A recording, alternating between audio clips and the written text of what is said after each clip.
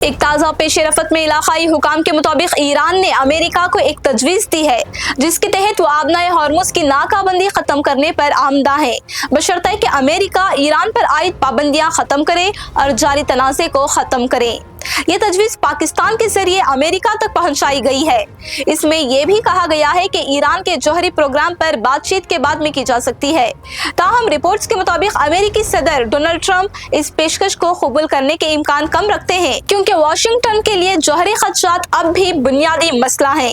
آبنائے ہارمز عالمی توانائی تجارت کا اہم راستہ ہے جہاں سے تقریباً 20% تیل اور گیس گزرتی ہے۔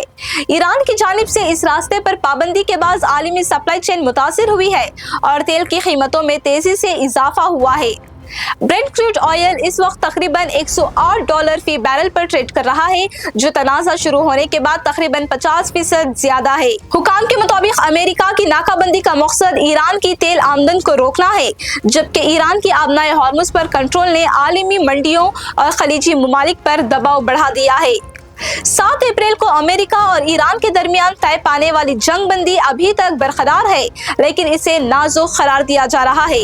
یہ تنازع 28 فروری کو شروع ہوا تھا اور اس میں اب تک خطے میں ہزاروں افراد ہلاک ہو چکے ہیں۔ ایران کے وزیر خارجہ عباس عراقچی اس وقت روس میں ہیں، جہاں وہ صدر ولادیمیر پوتین سے بات چیت کر رہے ہیں۔ ایران نے پاکستان، عمان، قطر اور سعودی عرب سے بھی رابطے کیے ہیں تاکہ تعطل کا شکار مذاکرات کو دوبارہ شروع کیا جا سکے۔ ذرائع کے مطابق ایران کا موقف ہے کہ جب تک امریکہ اپنی ناکہ بندی ختم نہیں کرتا وہ مکمل مذاکرات میں واپس نہیں آئے گا، جبکہ ثالث دونوں فریقین کے درمیان فاصلے کم کرنے کی کوشش کر رہے ہیں۔